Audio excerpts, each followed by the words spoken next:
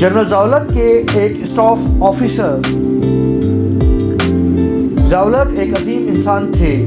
ایسے لوگ دنیا میں کم ہی ملتے ہیں۔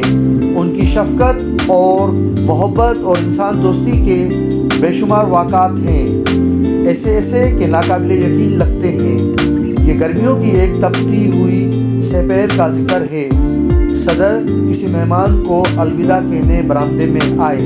انہیں آرمی ہاؤس کے آؤٹر گیٹ کے نیچے لگی سلاخوں سے کچھ بچوں کے پاؤں نظر آئے جو ذرا دیر پہلے آگے نکل گئے۔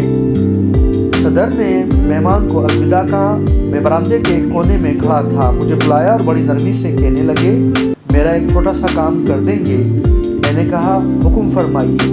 بولے، دیکھیں 2 بجے کا وقت ہے۔ میں نے اتنی شدید گرمی میں کچھ بچوں کو پیدل گزرتے دیکھا ہے۔ شاید وہ اسکول سے چھٹی کر کے آئے ہیں۔ آپ گاڑی لے جائیں اور انہیں اپنے گھروں کو چھوڑ آئیں۔ میں فوراً گاڑی لے کر نکلا۔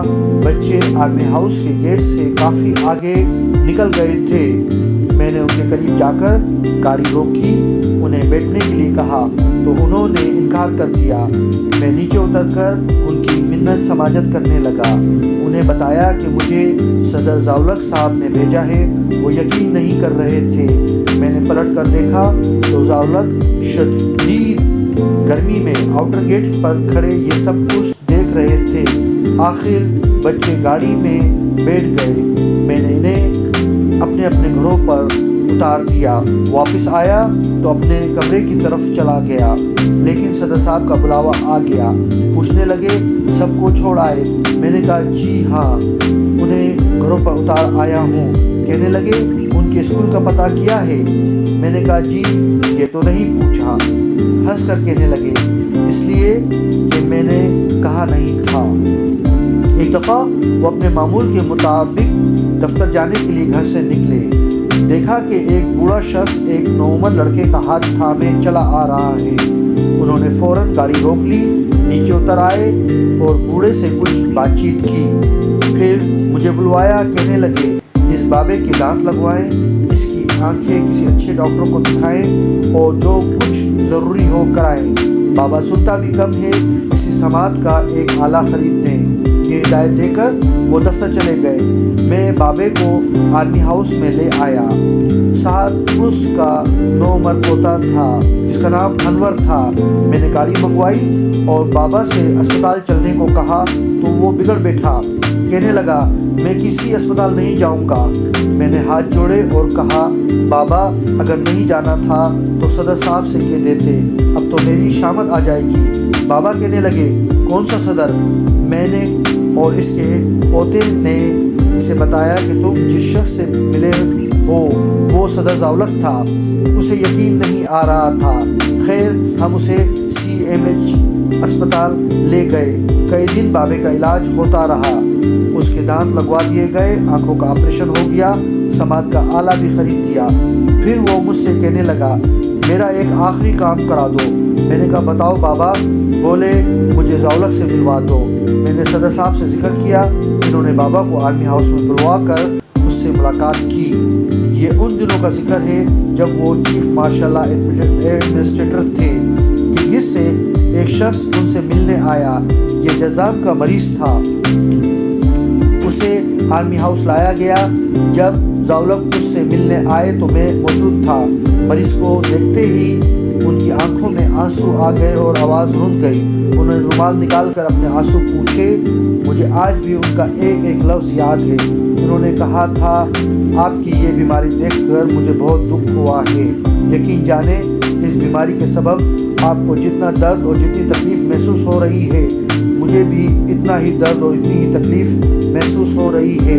اس کے بعد انہوں نے دونوں ہاتھ اٹھائے اور دعا کی، اے اللہ، اپنے فضل و کرم سے اس شخص کو شفائے کاملہ عطا کر۔ انہوں نے مجھے اس مریض کے علاج و معالجے کے لیے مفصل ہدایات دی۔ ایک عرصے تک اس مریض کا علاج کیا جاتا رہا۔ وہ انتہائی غریب پرور انسان تھے۔ اپنی بیماری سے زیادہ دوسروں کا خیال رکھتے تھے۔ ان کا حکم تھا کہ اسٹاف کے چھوٹے سے چھوٹے آدمی کو بھی کوئی تکلیف ہو تو مجھ تک رپورٹ آنے سے پہلے آپ کو پتہ ہونا چاہیے۔ آپ کا فرض ہے کہ ان لوگوں کے بال بچوں کا اتنا ہی خیال رکھیں جتنا میرا یا میرے بال بچوں کا رکھتے ہیں، بلکہ مجھ سے بھی زیادہ، اس لیے کہ میری خبرگیری کرنے والے اور بہت ہیں، ان بیچاروں کو پوچھنے والا کوئی نہیں۔ اگر ضرورت سمجھے تو انہیں فوراً CMH میں داخل کرا دیں۔ یہ مت سوچیں کہ ان لوگوں کو فوجی اسپتال کی سہولت حاصل نہیں ہے، میں ان لوگوں کا بل اپنی جیب سے ادا کروں گا۔